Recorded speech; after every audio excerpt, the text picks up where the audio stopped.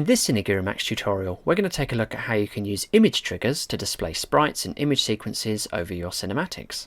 So here's a simple scene that I've set up with 3 cameras. They're just pushing in on this sort of laptop. That's what it looks like with the visual logic system enabled. You can see all the connections there between the various camera markers and endpoints. So I'll show you what that sequence looks like without any kind of extra information on the screen. And what we're going to do is use image triggers to add some more kind of graphics to the screen that you otherwise wouldn't be able to do. So just a simple 3-shot sequence. So first we're going to go and add a image trigger to our scene. It looks like this. It's a little sort of rectangle with a rudimentary picture of some mountains on it. And I'm just going to join that to our first camera marker in the sequence. So if we go into its behavior and we go down to the parameters that it has, we can see it's got image type, which is basically like selecting the mode of the image trigger, and it's got 3 potential options. So the first one is image, which will display a static image on the screen.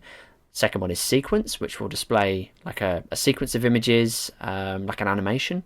And the last one is letterbox, and that's actually what we're going to start with. So when you select letterbox, the other fields that you have here don't actually mean anything. They don't do anything. So trigger time, image duration, you can forget all that.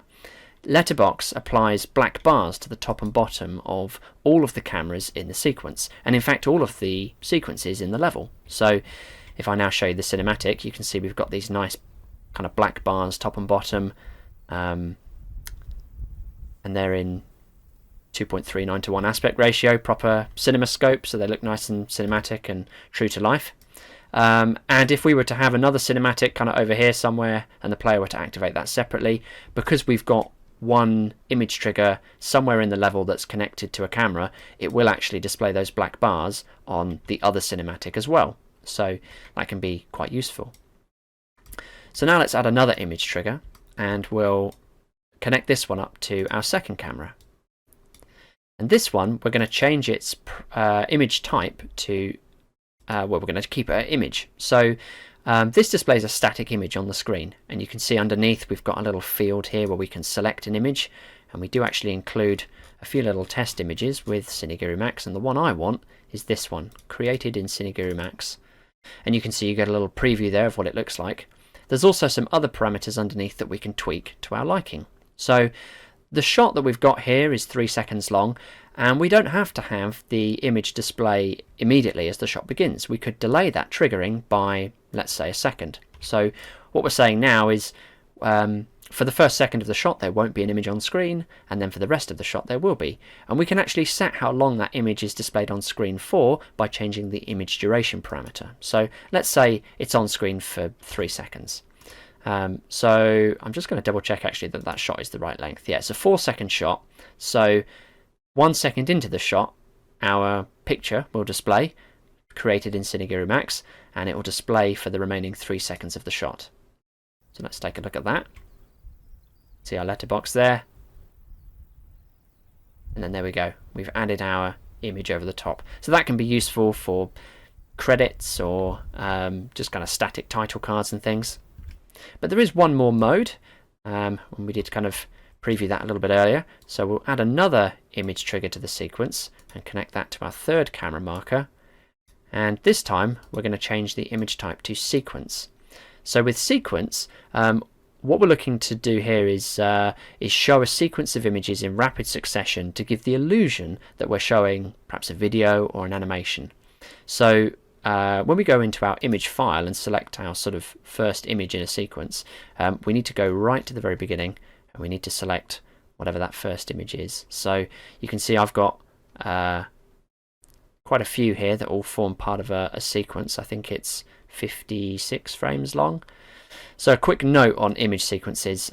Max doesn't display them in a particularly logical way because of the way the files are named, but they do have to be named this way for the system to work. So the first image in your sequence will always be, whatever the name is, 1.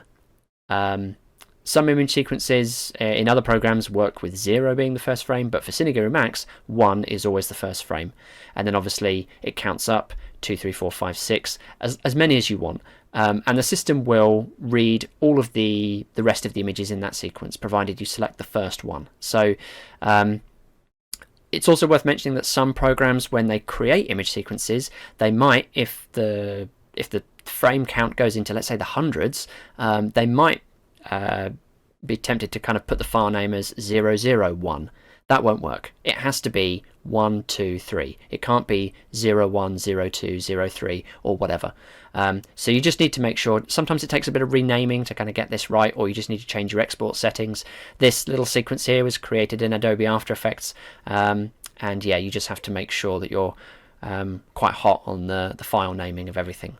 So now that we've selected that first image, we'll add selected, and you can see once again it gives us a little preview.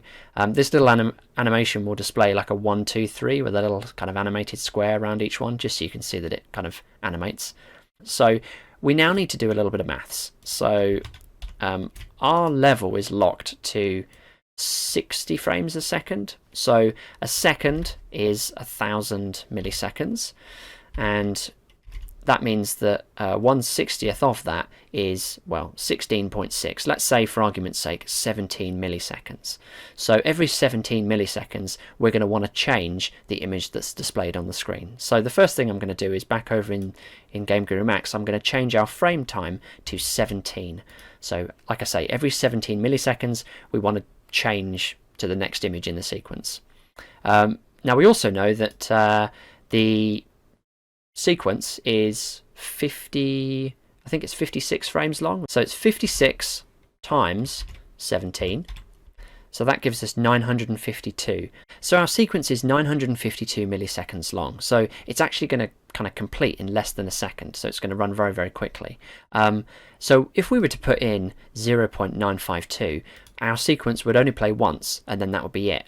But like I say, that's less than a second. So what we can do is we can change that to 3, and it will loop the image sequence. So when it gets to the last frame in the sequence, it will come back round and it will kind of play it again. And we can also offset the triggering of that as well. So we could say that, you know, it triggers a second into the sequence. But I'm not going to do that, because this shot is 4 seconds long, and I want my image sequence to loop for 3 seconds of it. So in theory, the last second of the shot won't have the image sequence playing on it. So now let's jump into test game and check that's all working. It does take a little bit longer to load test game because it's having to load all those image files. So we've got our first shot with our letterbox, our second shot with our static sprite, our image, and then our third shot shows our image sequence looping. But just that last second of the shot, it doesn't appear on screen. So that's how you can use image sequences to add some interesting extra elements to your cinematics.